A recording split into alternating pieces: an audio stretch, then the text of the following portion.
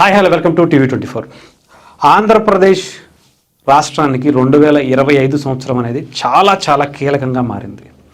దీంట్లో ఏం జరిగాయి ఏంటి అనేది ఇప్పుడున్నటువంటి కూటమి ప్రభుత్వం చేసినటువంటి కార్యక్రమాలు దాదాపు 60కి పైగా కార్యక్రమాలు 2025 సంవత్సరంలో చేసింది. చాలా అద్భుతమైనటువంటి రిజల్ట్ ఇచ్చాయి. దీంట్లో ముఖ్యంగా ఒక ముగ్గురు పాత్ర మాత్రం చాలా గొప్పగా చెప్పుకోవాలి. ఒకటి నారా చంద్రబాబు నాయుడు గారు. ఆయన ఉండబట్టే ఈ 2025 సంవత్సరం ఆంధ్రప్రదేశ్ పాలిట ఒక గొప్ప వరంగా మారింది. ఆయనకు ఉండేటువంటి ఎక్స్పీరియన్స్తోనే ఈరోజు ఆంధ్రప్రదేశ్ ఒక గాడిన పడటానికి 2025 చాలా ఉపయోగపడిందని చెప్పాలి. ఇంకొక పక్క పవన్ కళ్యాణ్ గారు, ఆయన పంచాయతీరాజ్ శాఖ మంత్రిగా ఆయన శాఖలకి సంబంధించినటువంటి పనితీరు చూస్తుంటే చెప్పడానికి మాటలు కూడా లేవు. అంత గొప్ప పనులు. స్వతంత్రం వచ్చి ఇన్ని సంవత్సరాల చరిత్రలో ఎప్పుడు ఎవరు చేయలేనటువంటి కార్యక్రమాలకు పవన్ కళ్యాణ్ గారు చేసుకుంటూ వస్తున్నారంటే హ్యాట్స్ ఆఫ్ చెప్పాల్సింది.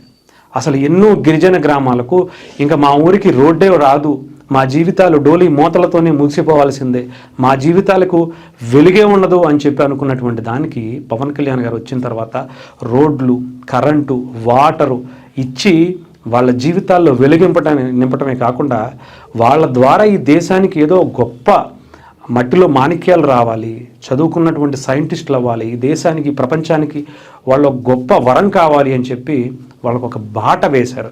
వేసింది రోడ్డే కావచ్చు, కానీ దాంట్లో వాళ్ళ జీవితాలు ముడిపడి ఉన్నాయి. భారతదేశ రేపటి తరానికి ఒక గొప్ప అవకాశాలు కూడా ఆ బాటలోనే కనిపించాయి.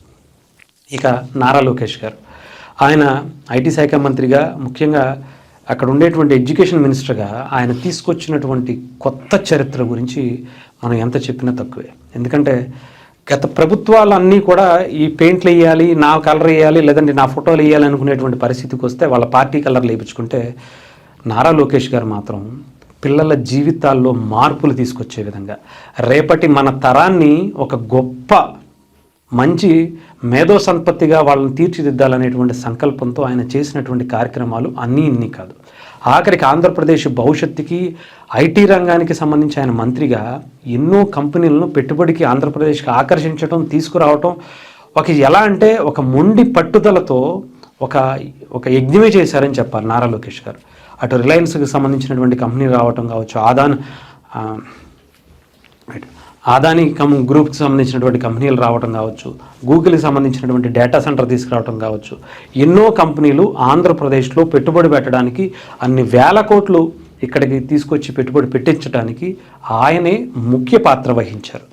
రేపటి తరానికి, ముఖ్యంగా ఇప్పుడు చదువుకున్న యువతకి ఒక ఉద్యోగం కోసం ఎక్కడికి వెళ్ళాలో తెలియనటువంటి ఆ భయంలో ఉంటే నారా లోకేష్ గారు, పవన్ కళ్యాణ్ గారు, చంద్రబాబు నాయుడు గారు వీళ్ళ ముగ్గురు కలిసి ఉండటం వల్ల ఈ 2025 సంవత్సరం ఒక భరోసాని కలిగించింది ఆంధ్రప్రదేశ్కి.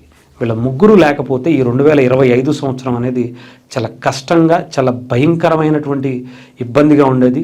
ఆంధ్రప్రదేశ్కి ఈ 2025 సంవత్సరం చాలా మార్పులు, చాలా అద్భుతమైనటువంటి ఆలోచనలకు శ్రీకారం చుట్టిందని చెప్పాలి. వీళ్ళ ముగ్గురు ఆలోచనలు డెఫినెట్గా వీళ్ళ ముగ్గురు ఉండబట్టే ఆంధ్రప్రదేశ్ ఈ 2025తో మొదలైనటువంటి ఈ అభివృద్ధి ప్రస్తావనం రేపటి తరానికి ఒక దిక్చూచిగా కనిపించేటువంటి ఒక సపోర్టు, రేపటి తరం కోసం, రేపటి చదువుకున్నటువంటి వ్యక్తుల కోసం, యువత కోసం మేము చదువుకున్న తర్వాత మేము ఇక్కడ ఉద్యోగం చేసుకోవచ్చు, ఇక్కడ కంపెనీలు వస్తాయి, ఇక్కడ మేము మా తల్లిదండ్రులను వదిలేసి ఎక్కడెక్కడికో వెళ్ళాల్సినటువంటి పరిస్థితి రాదు అనేటువంటి ఒక ధైర్యాన్ని కూడా ఈ 2025 సంవత్సరం ఇచ్చింది. అది నారా చంద్రబాబు నాయుడు గారు, పవన్ కళ్యాణ్ గారు, లోకేష్ గారు రూపంలో.